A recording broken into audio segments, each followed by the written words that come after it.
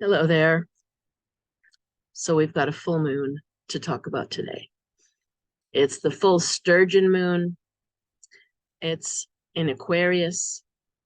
So we're in Leo, and two fixed signs mean intensity, Sun opposite moon, when there are the best of times, we feel an oppositional pull. But when it's fixed signs, you can really feel it a little stronger when we're in Leo and Aquarius. So if I had to do an initial energetic readout of this full moon, um, to me, there's been like something building, something feels a bit frenetic in the air. I've noticed over the last few days, like more, I don't know, what's the word? Hectic, urgency, rush. Uh, yeah, I've noticed it mainly with just like patterns of movement, like how people are when they're driving or on the sidewalk. I've noticed a lot more like speediness and impatience and a bit like sort of clustering, like not waiting for, I mean, you could say, oh, that's always. Yeah, it is always, but I've noticed it a lot more, like to the point where I'm going to be more careful as a pedestrian, and I'm being much more careful on my bike. And that's not all the time.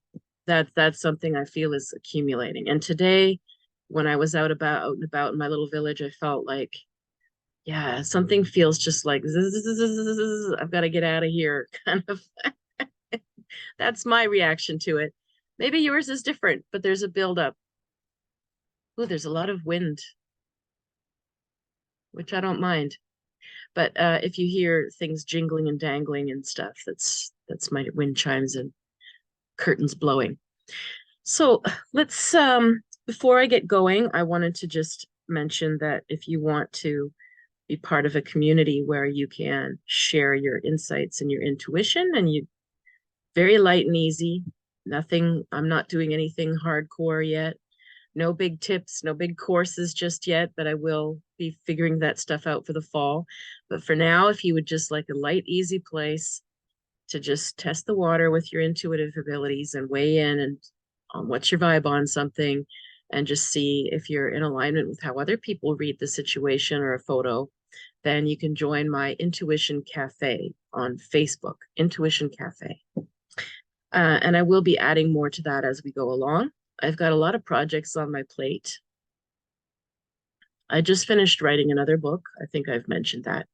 It's supposed to come out in September.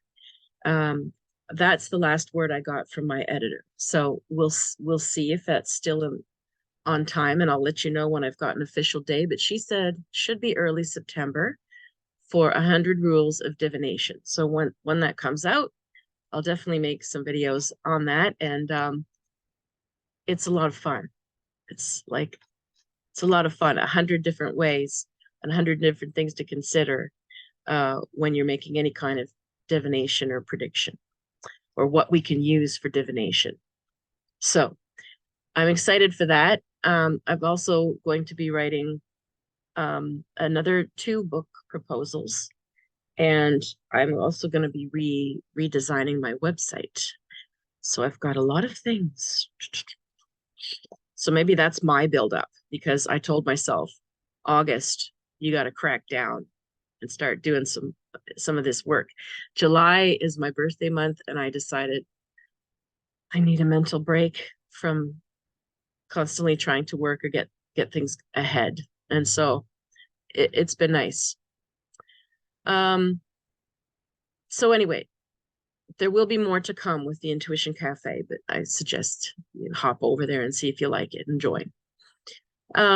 If you want a reading, you can reach me again below in the comments or on Facebook or at river.rain.info@gmail.com. And otherwise, I will be teaching in the fall with a healing school. When they have announced those dates, I will definitely let you know. But I'm super excited for that. That'll be in person in Montreal. And I will bring back some of my tarot circles and intuition circles in the fall as well.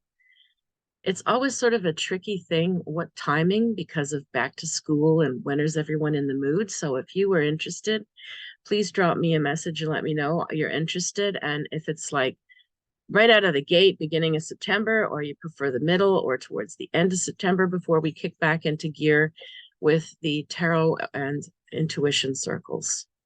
All right, so let's dive into this chart, shall we? Share screen. Where are you? There we go. All right.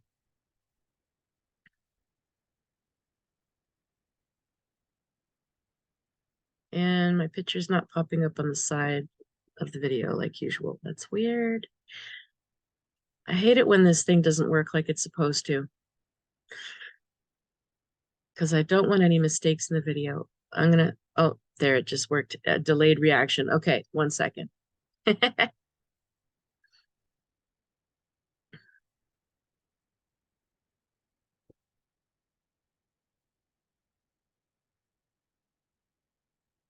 And it's still not coming up. When I pressed stop share, then my face showed up like it should. Oh my God, this thing drives me nuts. Well, we'll just go and see from here. Maybe it'll pop up properly in a minute. So let's take a look at this chart. So right off the bat, of course, there's the sun and there's the moon. 9 degrees Leo, 9 degrees Aquarius. And look at how close Pluto is here to the moon. Now, this is likely why we're feeling, or why I'm feeling, a buildup and, like I said, frenetic or impatience. Pluto close to the moon is going to bring up very intense emotions and sometimes power struggles. So around this full moon, you'll want to be careful of getting into any power struggles with people. If you can avoid it, all the better.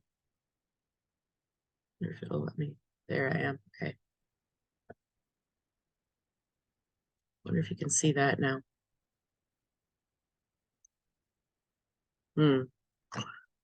Sorry, this is still bugging me. I want to be able to see. Oh man, this bugs me. I'm sorry. I'm sorry. I'm being very OCD right now with this. I just don't want to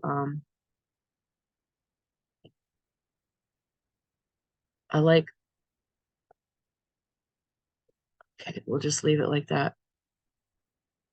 Oh my goodness. Okay. Oh, I gotta laugh with all the screw ups. Okay, back to the chart. So, power struggles. Sun opposite moon, but Aquarius, moon and Aquarius can be very, they like things that are a little out there, a little unconventional. They like people that are a little quirky or eccentric. They might have some really radical ideas. They might be deep down sort of like a rebel or an anarchist. Very smart, very sensitive, but forget it. Moon and Aquarius will never show you their sensitivities. Very, very tough for them to show their sensitivities to people. So Pluto there, my advice would be if somebody is withdrawing into their shell around this full moon, be very, very respectful and delicate about that. Meaning nothing wrong with asking them, hey, are you all right? Do you want to talk? Is there anything on your mind? Is there anything bothering you? If they say, nope, nope, fine, and you know they're not fine, but they tell you they're fine, if they give you a little bit of a bristly, prickly feeling, if you ask, I would just leave them be. Because as I said, Pluto and the moon means that some people are going to be going through a lot of intense build up psychologically. And when it's the moon, it can be unconscious things. It can be old memories. It can be stuff around your mother. It can be projected outwards at other women too. Pluto and the moon in Aquarius. Well, Pluto's in Capricorn, but it's accenting the moon in Aquarius. Again, these anarchistic rebel ideas, or how to, you know, just slay the old and bring in the new. Some of those ideas or desires might be stronger. So I wouldn't want to get too prickly with anybody right now, either because they could lash out, or it could cause a friction that might be harder to repair, or just because you're like poking the bear. If I'm going through a lot of deep churning emotion, and there's old stuff coming up for me, and I'm feeling sort of irritable or restless, and I don't want to talk about it, if you're pushing me, then you're not going to get a great reaction, right? And it's going to disrupt what I'm trying to process. So just give people a lot of space this full moon for that. So let's take a look at what other aspects, because there's other things that are hitting. For example, the moon is also squaring off with Jupiter here. And Jupiter's in Taurus. So again, another fixed sign. So you really do not want to get into arguments with people. If they say that, the moon is blue, it is. For them, it is. Just leave it be. You don't want to get into unnecessary conflicts. Because again, fixed energy means people just going to dig their heels in further if you push them. It's not a flexible full moon. It's a, oh yeah, oh yeah, oh yeah, kind of full moon. So unless it's super important and you don't mind, and you'll take what comes with it, meaning, the brunt of someone's emotions, or a sustained thing that you might have to resolve if a conflict comes up. It really has to be that important. Otherwise, I would minimize the friction. Jupiter's also squaring off with the sun, of course, so it's squaring off with both. So you have, like I said, a three-way sort of argument going on with those planets. Now, there are good things happening in the planets too, so we'll take a look at that. So Jupiter, despite the square to the sun, is actually making really nice aspects to the Venus, which is retrograde in Leo right at the end. We've got Mercury in Virgo, and we've got Mars in Virgo. And we've got aspects to all of that with Jupiter here. A little bit wide with the Venus. It's not really drawing the line to Venus, but you might feel it just because all of those things are so close together. So let's talk about that. What would that little cluster of energy give us? And it's right at the top of the chart. So when the planets are at the top of the chart, that's where we can see them. That's where they stand out and shine. That's what we are willing to be visible and show to the world, and maybe even be recognized for, because it's usually the house of the public eye and the career. Although, as usual, this chart is complex because it's a Scorpio rising if you're in the Eastern time zone. So again, like Scorpio rising, no one's drawing the aspect to the ascendant here, to the Scorpio, but it sort of does make the full fixed square effect, because Leo opposite Aquarius squaring off with Taurus, and then a Scorpio rising is really like don't bug me, I'm incognito, leave me alone. No, you didn't see that. You don't see me, I see you, kind of feeling with a Scorpio rising. So what are we willing to show is very likely up here at the midheaven. Venus and Leo. Your playful side, your playful, cheerful, rah-rah cheerleader side, your diva side, your love for music, for drama, for fashion, for flair, for,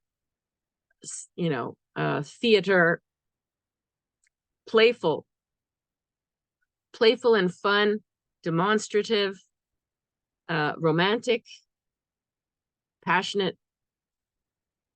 Yeah, all the good stuff with Venus and Leo there at the top. So are some people going to be grandstanding and wanting a lot of attention? Yeah. Yeah. Mercury and Virgo, different story, even though they're just few degrees apart.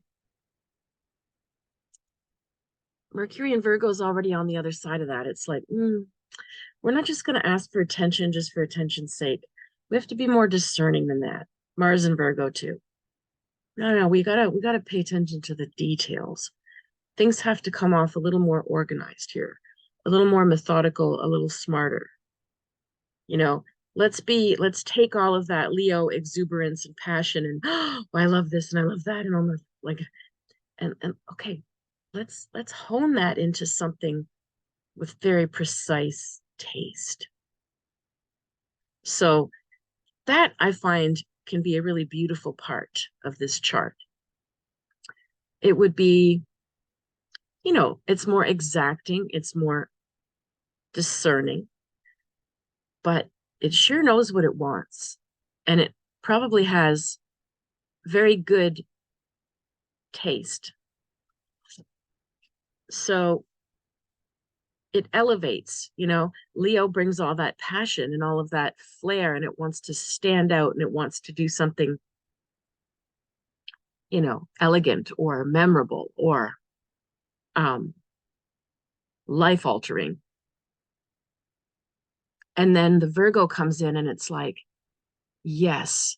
And if we do it just a little bit this way, it's going to be amazing. That's where the Virgo can really help out some of the Leo together. Beautiful combination.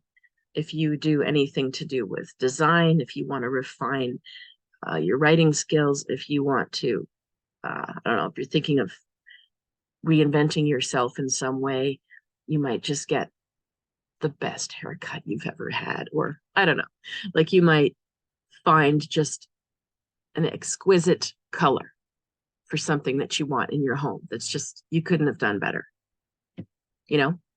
Style and taste is a very nice factor of this full moon. And in some ways that could be a nice focus, because the rest of it looks like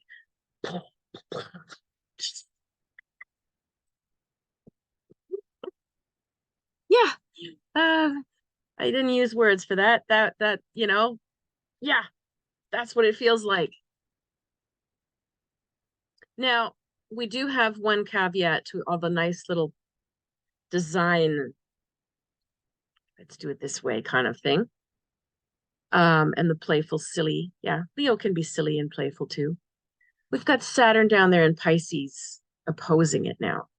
So if you start saying, oh my God, I have this new space and I'm going to redesign it, and this is how I'm thinking of doing it, and I found something and the colors that I found in the one thing match perfectly with the other thing, and I'm going to create this kind of atmosphere, and I've found where I'm going to get this, and I've measured it, and it all fits, it's all going to work.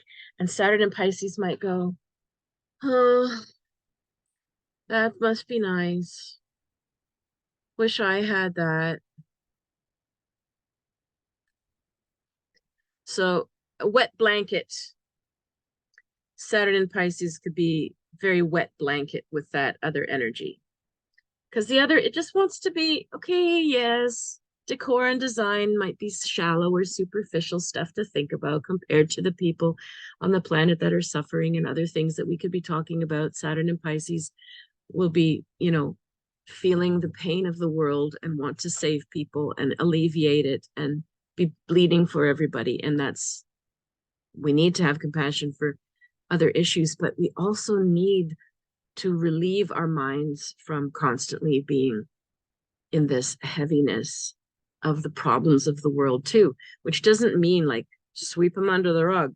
They don't exist, or, well, let them hurry up and pick up their bootstraps and get a job or something. No, that's not what that's saying.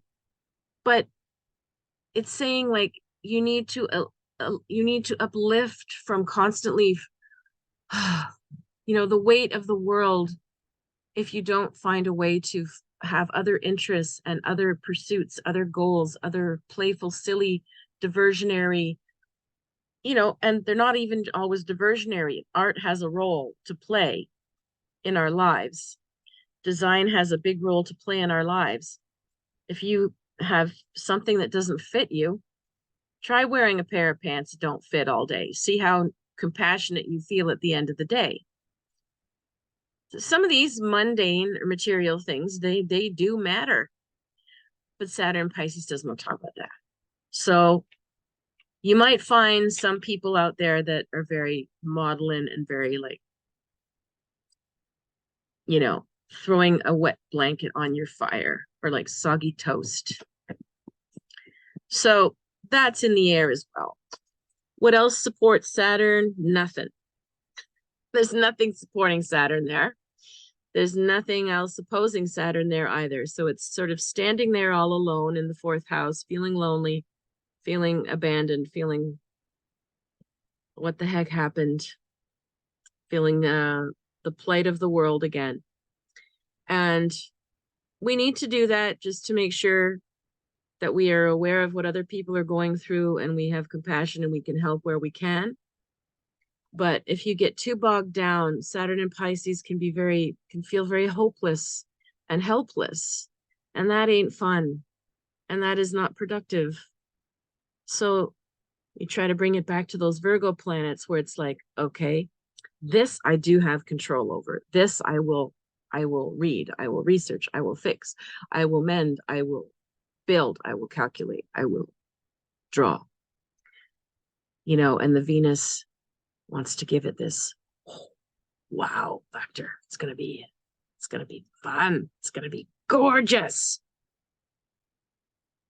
So we need a bit of that to bring us out of the other. Now, what else is supportive in this chart? Well, we've got a few things that are supporting. Look at all the blue lines that support this other lovely aspect I'm talking about.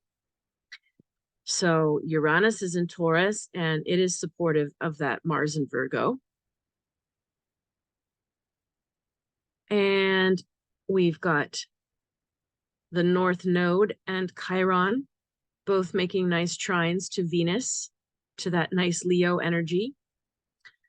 So, yeah, the North Node is, it's at 28 degrees Aries. And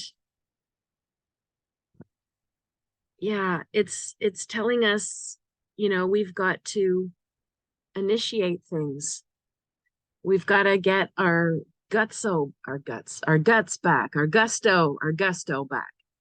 We've got to pull out of this indecisive, doubtful, I don't know, like woozy, foggy, heavy, stagnant or depressing kind of feeling when you're always weighing and never sure. And I'm not dissing Libra energy. It's just that the South Node is in Libra. We're supposed to move away from what that brings, moving away from constant weighing and weighing and weighing, weighing.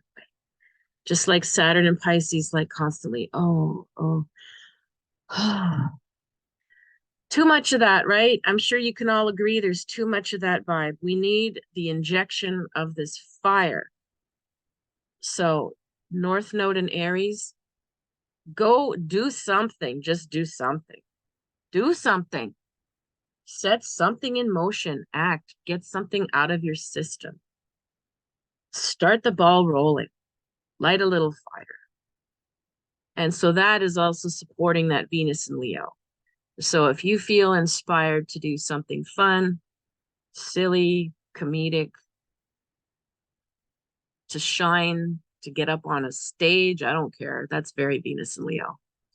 Venus and Leo would love to be on stage, but a stage can be a classroom. Stage can be a Zoom call that you're facilitating. A stage can be telling a joke at a family picnic and everyone's listening. So give yourself a moment. Give yourself that moment. And it'll also activate that North Node in Aries. And it's sort of activating Chiron too, which means like when you're putting yourself first and you're putting yourself out there and you're not worried so much what's everyone thinking or how's it going to come across. Or is it completely, perfectly, utterly fair before I do anything? Ah, it's oppressive. We want that pure, fiery energy. And the Virgo planets are just helping it along with like, oh, you're going to do that? Okay, great. This is how we're going to do it. Check, check, check, check, check. Let me make the list. You know, that's the fun part of this chart.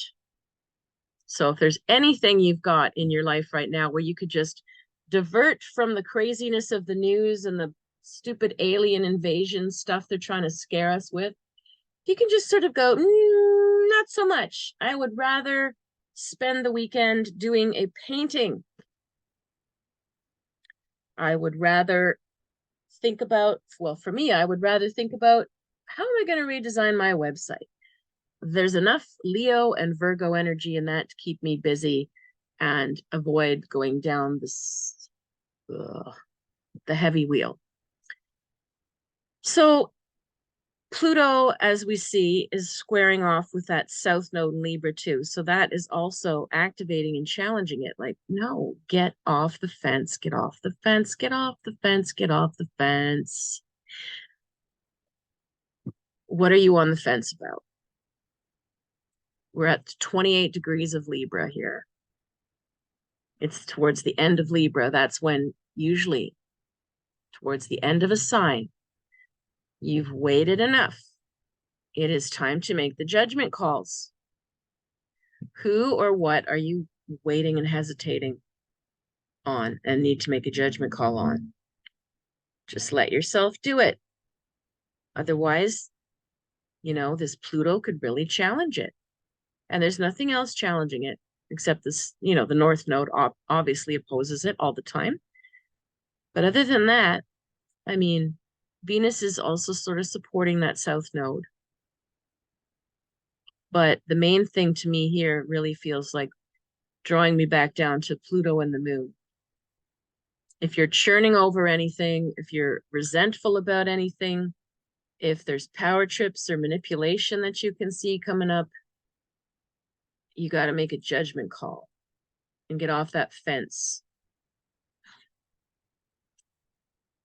I think we're going to leave it at that. I think that's a pretty good rendition of what this chart is about. So let's go to our cards now. What other insights the cards have for us? And I want to burn my sage and my little thing. There it is. Need more sage.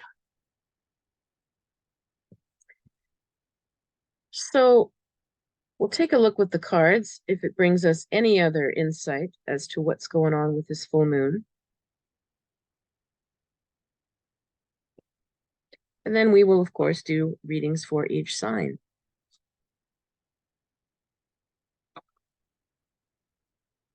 All right.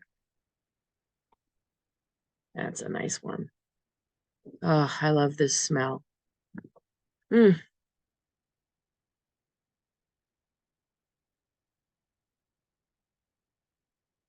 All right.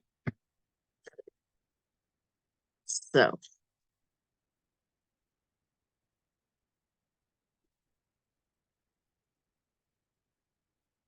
what other aspects of this full Sturgeon moon do we need to be aware of?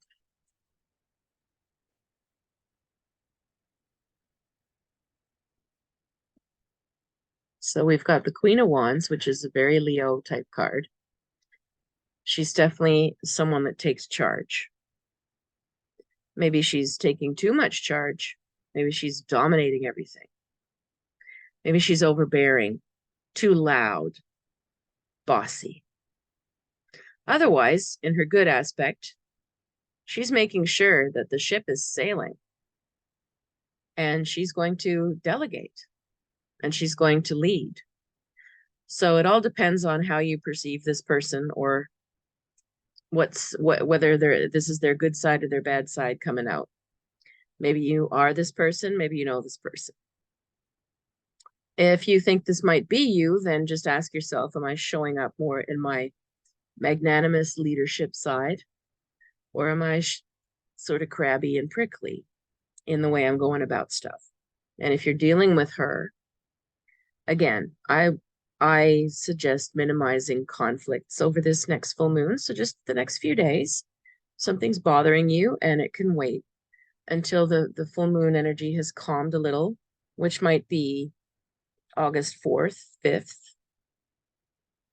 Might be a better timing if you need to take this person on. Then we've got the King of Discs. So that's like a mature earth sign, like an old, a mature Virgo or Taurus or Capricorn.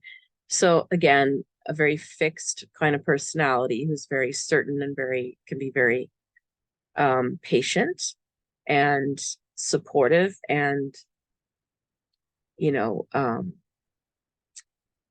like fatherly or helpful, or can be very stubborn, like a bull in a china shop kind of person. And again, these two are very fixed signs. They're very strong. If they're not on the same side together, then again, you wouldn't want to really get in the middle of them or weigh in or take sides. Then we've got Seven of Swords, which is futility. And often this card means to walk away or move. Move on, walk away, drop your swords. Ain't worth it. Ain't worth the conflict or getting in the middle. Got the Hierophant, so everybody's got to do a lot of reading or self-reflection or research, or they've got to bone up on something, or they've got to step back and really think this through before they're sure. So lots of pulling back and self-reflecting.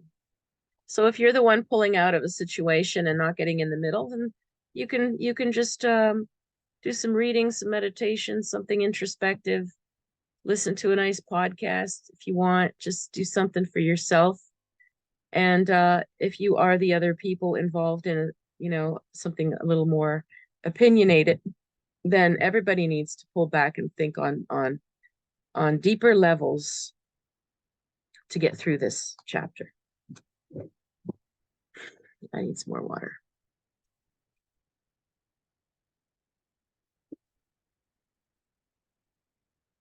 Eight of Swords is interference. Jupiter and Gemini. Too many possibilities, too many rabbit holes. Your mind is going down at once. Analysis paralysis is this card, is my meaning of this card. And so, yeah, I mean, I'm still just getting this overall feeling of like, stay out of other people's conflicts if you can. It's not a time to play mediator or intervene, because the people in question really have a lot to process and think about. Nobody's clear. The Hierophant means you're stepping back to get clear, but the interference card is like there's still what if, and maybe, and then, and if, and oh, and if, and oh. Too much going on in the mind. Like it's overwhelming. Then we've got Three of Cups, abundance. Okay, that's good. So with enough time, people will ground themselves and get clearer. And as you see, it's a 3, not a 5 or an 8 or a 7.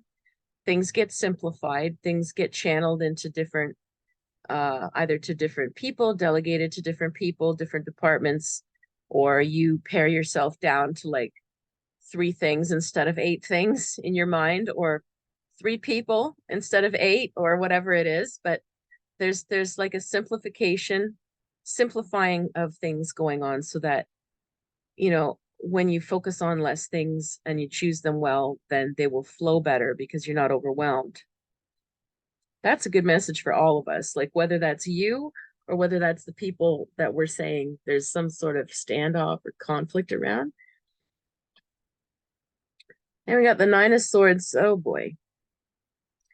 So again, don't get involved. I can't say this enough right now.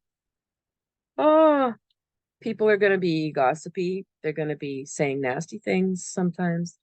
People are going to be meddling. Um, Sometimes the Nine of Swords can be like a smear campaign. Somebody's trying to paint someone else in a bad light. So again, when people are not agreeing and they're opposing each other and they won't back down, a lot of people will start to go sideways and see who their allies are and try to spin the conversation and the perception in a different way, right? Otherwise, if this is just you and there's nothing like I'm saying going on around you that you can identify, and this is just the pure energy for you, well, you might need to pull back and really take a look at scenarios like that in your life that might still be coming up or hurting you. Whether that's for forgiveness sake, whether that's just to acknowledge it, whether that's to write a letter you'll never send, whether that's just to be more aware, like, okay, that was actually really verbally abusive what happened. Acknowledging it's the card of cruelty. You can't get around it. Then we've got the Prince of Wands. So we have the younger version of the fire. We have somebody very confident, very showy, very sure, and probably not doing the research or the background work, just sort of winging it, but they're good, so they can do it. Sort of like the kid who doesn't study for the exam and passes anyway. That's the kind of energy. Who's like that around you? I don't think this is supposed to be a message that you're supposed to be that person. This feels like another person entering the scene or another person involved in what we're saying. And finally, well, that's good. We have the victory card. Jupiter and Leo, Six of Wands. So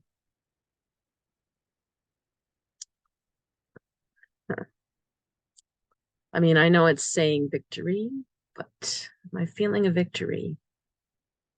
Um, Not really. Not victory, like, yay, everybody wins. No. No. It feels like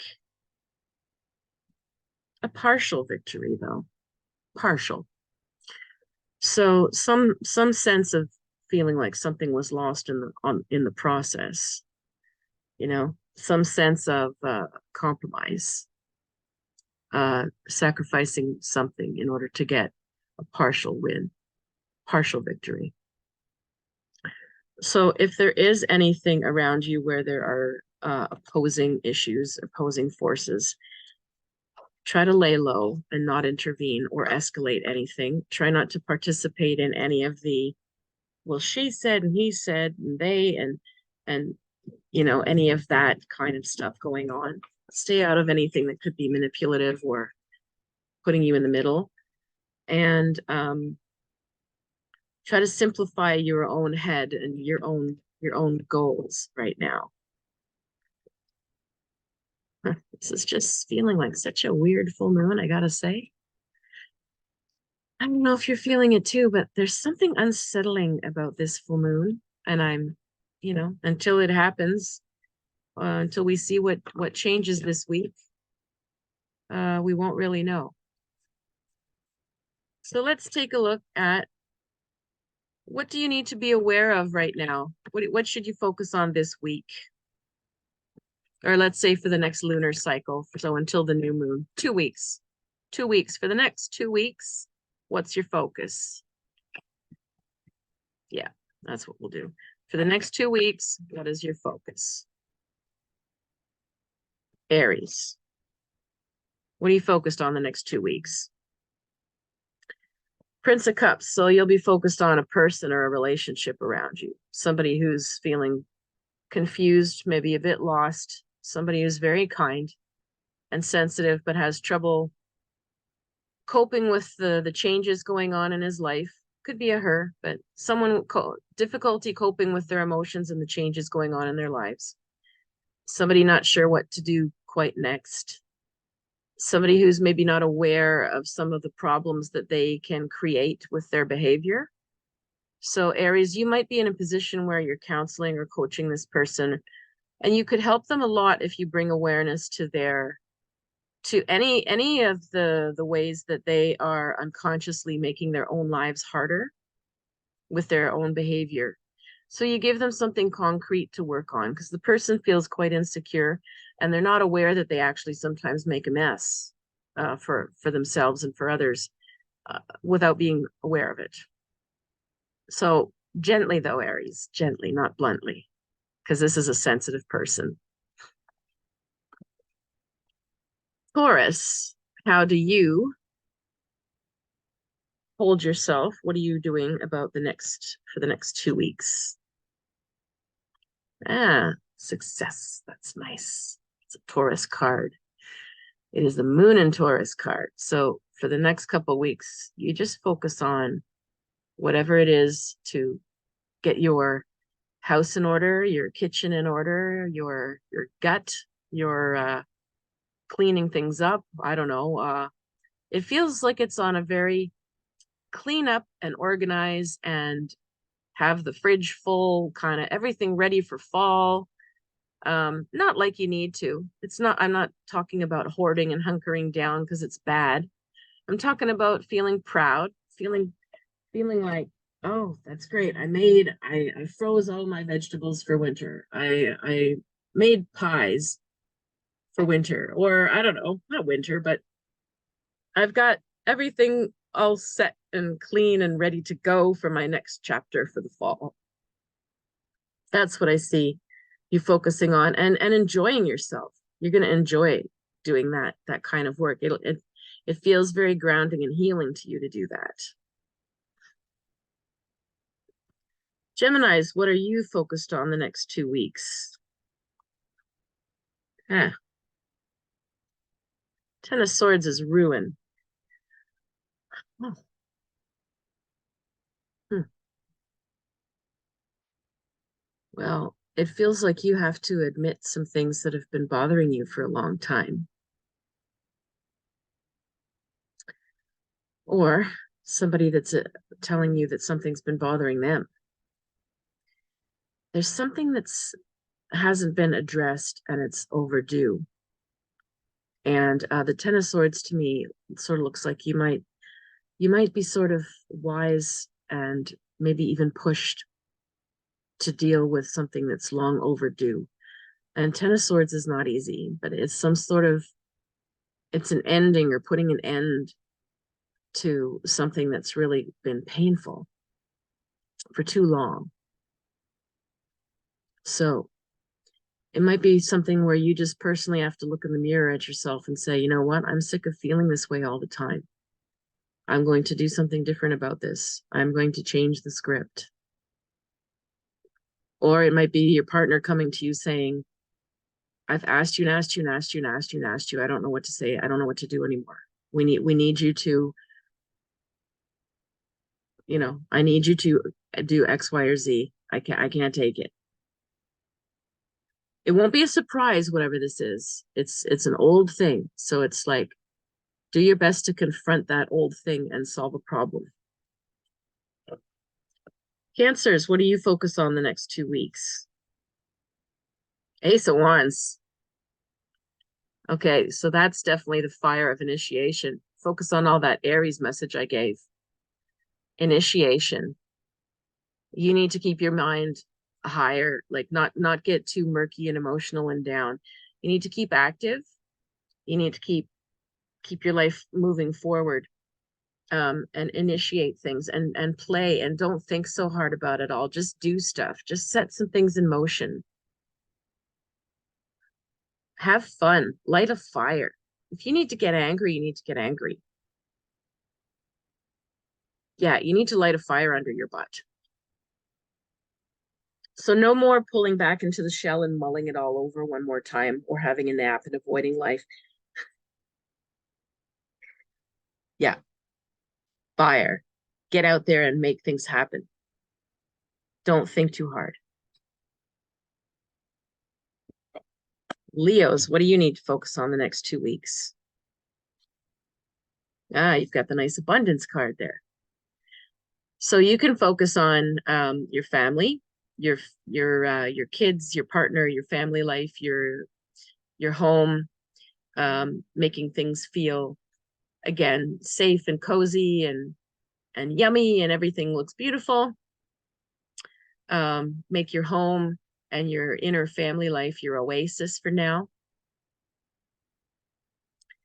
You can probably focus a little less on work, be a little less workaholic or obsessed with your work, and instead really make your home and your couple, or you and your kids, or whoever you're closest to, like really focus on them, on that like emotional connection, and making everything feel more uh like this card feels to me like a nice a nice family picnic under the trees, you know, or like making popcorn and having a movie with your kids.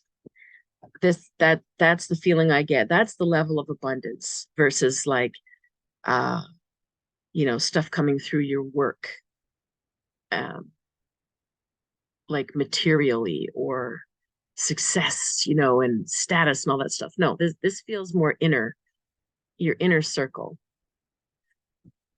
Okay. Virgo, what do you need to focus on for the next 2 weeks? Change, change, change. Yeah. Yin and yang, light and dark, the snake, the infinity symbol. Well, you will be contemplating. You will notice that there's a lot of up and down. You'll notice your moods swing, go up and down, back and forth. You have to do your best to detach from going on a roller coaster ride with all of your own changes, and try to just understand that today's a good day, tomorrow's maybe a bad day. This afternoon's better. Oh, this evening was a little down. Okay, it's back up next morning. Oh, I have a perspective on this person, this thing, this relationship, my life, the world. I see the light in the world. Oh, now I see the dark in the world. I now see, and it's always in flux, and it always will be. Instead of expecting yourself to somehow be perfect and have everything like all done and checked off, and as if life's over, you know, as they say, all perfect things are dead. So you would do well to just allow yourself to go with the flow, and just try to accept the different states of mind, the different moods and emotions you're in, knowing they're going to change. Let it all rise and pass through you. Libras, what are you focused on the next 2 weeks? And you've got the moon. Hmm. Hmm. Well, it's a card of sort of murkiness and confusion, and possibly you feel people are hiding things, sense of secrets, sense of um, deep mysteries.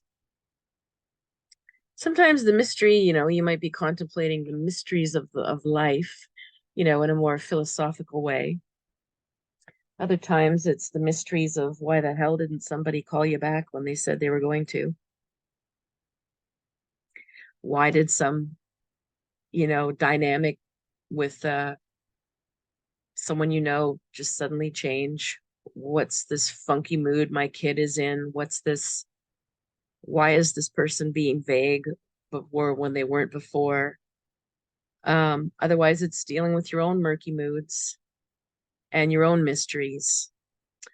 And on the good side, the moon could bring you a lot of dreams, and it could bring you mystical experiences, meaning like When the mind is foggy, when you're in that ether zone, anything can pass through it. So it can be accessing those states of mind which allow you to understand the mysteries. So it could be like visions. It can be seeing spirits. It can be nightmares. It can be past life recall. It can be anything that plays out on the unconscious. And that's why it's a murky, difficult card to navigate, to name those things that cannot be named, you know. So you're going to be obviously in a more introspective time these couple weeks, or sleeping a lot. Now, Scorpio, what's your next 2 weeks? 5 of Wands. Well, you're making some adjustments and cuts in your life. Strife. Something or someone is cheesing you off. Feels like there's some anger there. Feels like you need to, I don't know, you might want to have an argument. So, in the grand scheme of things, with the chart that I just mentioned, laying low from conflicts, doesn't look like you will. Looks like you might be one of the people. Saturn in Leo means you've got to be careful of your ego getting out of control. Saturn in Leo is here to learn leadership skills by being humble. And in being humble and thinking of the greater good, you actually lead, and you actually get the attention that that, or this, whatever, the respect that you wanted. But if you come out there demanding any of that without humility, you won't get it. You'll just come across like a big tantrumy diva. So that's this card. Now, you might be dealing with someone like that. You might be that. So it would be a question of, like, if you're angry and you're feeling like there's a conflict happening, or you just want to rip into somebody, or you want to cut them out of your life, just really double check for anything doing with your ego before you make a final decision, or before you provoke something. All right, Sagittarius. What are you focused on the next 2 weeks? 7 of Cups. Something needs cleaning up. This is messy emotions. This is swamp water. Messy emotions, messy sexuality, viruses, STDs, stuff like that. Not very fun. Well, we would start with detoxing the body, cleaning up your diet, stop smoking, drinking, whatever it is, too much crappy food, clean that up. That will help clean up the emotions as well.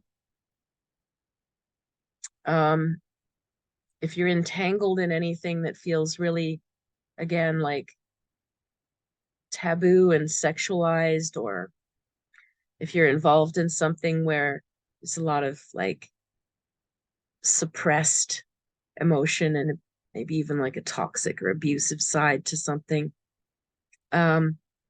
it might be something that you're healing in your personal life.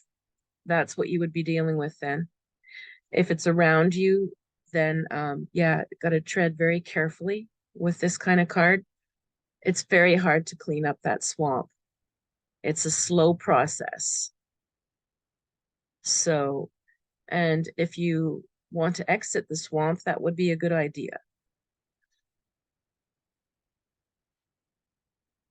Capricorns, what are you focused on the next 2 weeks? I've got the luxury card. The moon in Cancer. Well,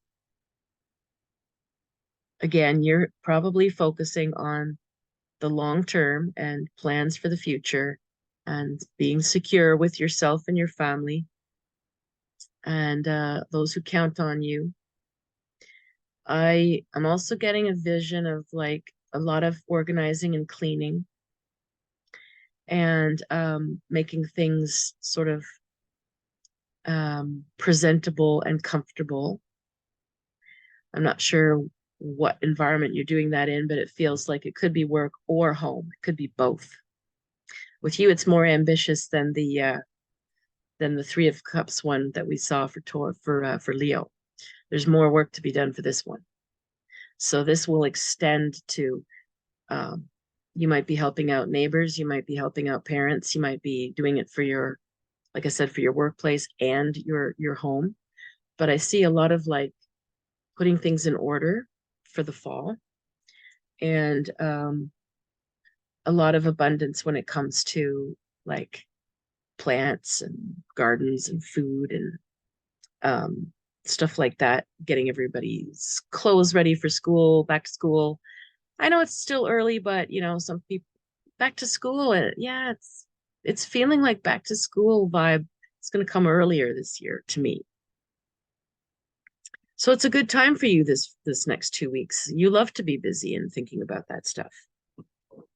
So it's just like very smooth sailing. Just start to clean and put things in order. All right. Aquarius, what are you thinking about the next 2 weeks? The witch.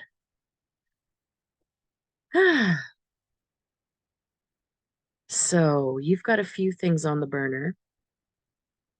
And yeah, there's not just one or two, there's multiple. And it's sort of interesting. It's going to be interesting to see how they all play out in what order. So you're sort of throwing a few things out there at a time to see what sticks, to see who's stepping up for this thing to happen versus that thing. So you're in sort of like a manifesting mood right now, which is nice. So that's what you should be doing the next 2 weeks. Like just, oh, let's launch that. Oh, let's announce that. Oh, let's start that and see what is taking hold and what can we accelerate and what, you know, just playing with the energy that way to see what's working. Very manifesting, very nice. I like that. And Pisces, what is your focus the next 2 weeks? And you've got the Seven of Wands, the Mars and Leo. You've got to very likely take a stand with something or somebody. You're probably sick of me saying the word boundaries, but you know, when you're a Pisces, boundaries are not your natural state of being. You're usually dissolving boundaries versus creating them. And then every so often, you know, as much as we'd love to leave things in the flow, life will always come up and force us to create a limit or a boundary or say no or okay, that was good, but that's done now. So that's the point you're at again, Pisces. You've got to in the next couple of weeks, you got to figure out and identify where you need to create some limits. And that might be with your energy towards someone, or it might be with your energy with even like what you've set on your own, what you even put on your own to-do list. You might just have to say no. I've put way too much on my plate. There's something in there where you've got to say a no. So go say a no. All right, everybody. As I mentioned, if you want a reading, you can reach me below the video or at any of my social media or at my email, river.rain.info.com, gmail.com. And if you want to join my Intuition Cafe, there's my book over there. I will be basing a lot of things on the book, and I'll be increasing all the ways that you can engage and interact with people and increase your intuition. And classes should be back. I should be able to announce classes, hopefully by the new moon in the middle of August, if not for sure by the end of the month. And I wish you all a wonderful full moon. May it be productive. And if you need to lay low and focus on some splash of design and playful colorfulness in your life, then indulge yourself. enjoy it. See you next time.